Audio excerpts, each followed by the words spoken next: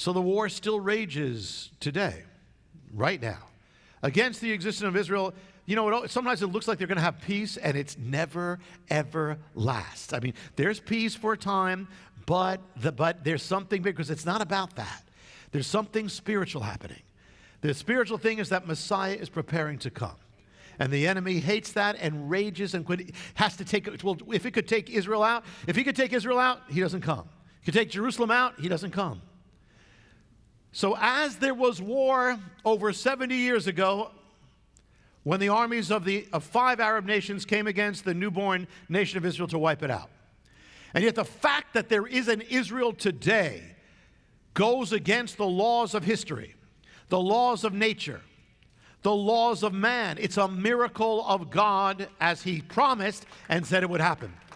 That the Jewish people, that you even see any Jewish person today, that they've survived for 4,000 years, after being scattered to the ends of the earth, persecuted, hunted down, wiped out, decimated, that they survived, that is the hand of God.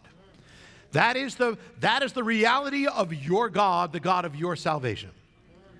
But then for the nation to come back from the dead after 2,000 years, even in the months leading up to it, it wasn't certain. It wasn't certain that the UN would have even voted a partition, give Israel a little bit originally, or that the American government would support it. The State Department was against it. They were concerned about the Arab, what they would say, what they would do. But the president, Harry Truman, was a Baptist who read the Bible. He actually could recite much of the Bible. And because of that, and because of a feeling of sympathy for the Jewish people, and because of a lifelong Jewish friend and some idea that this might be biblical, actually Harry Truman was part of a Christian organization that existed to bless Israel before he became president. But even he was wavering back and forth because there was so much pressure on him. Until the last moments, nobody knew. It surprised the world, and it surprised even people in his own government. And yet there was a people who knew it would happen long before.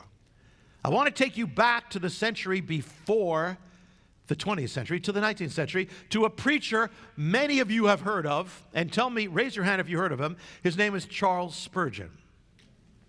Charles Spurgeon, a preacher in England, 19th century, of great influence, who took the Bible seriously as the Word of God. He spoke against the ministers in his day who were beginning to water it down. And look at where that has led to. Imagine if you could see what's happening among many churches today. But this is 1864. The president in America is Abraham Lincoln. That's how far back. The nation was in the midst of a civil war. General Grant in the north, General Lee in the south. The war would not come to an end until the following year. What about the Jewish people during that civil war? What was happening with them? The Jewish people were scattered literally, as the Bible said, to the ends of the earth. They were in Europe, to Asia, Africa, Latin America, westward to the west coast of America, California. That's actually where we got Levi's pants, from a guy named Levi who made those pants for that going on there in California. And eastward to the coast of Siberia in Russia. The nation, or the kingdom of Israel, had been gone for most of 2,000 years. An ancient memory, something in an ancient history book. For most people, the nation was finished. Never would it rise again. Most church leaders were preaching, or many of them were preaching replacement theology, that God was finished with Israel anyway, it's never coming back. And for many Jewish people, they were saying it's not. We're Germans, we're Americans, it's not going to come back. The land of Israel was a barren wasteland, desert, abandoned, forsaken. You could go for miles in some places and not see one weed, not one green thing. It was one of the most desolate places on this planet, as God said it would be. From way back from Moses, when he said you'll be scattered to the ends of the earth, and that land will be a desolate wasteland. Now, this is long before what we know as Zionism officially began in 1896.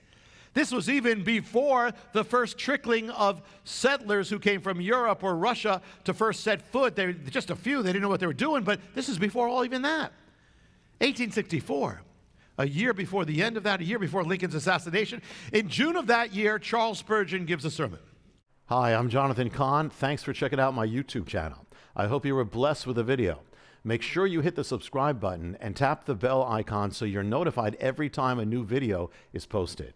Feel free to share your reactions with your comments and how you were blessed.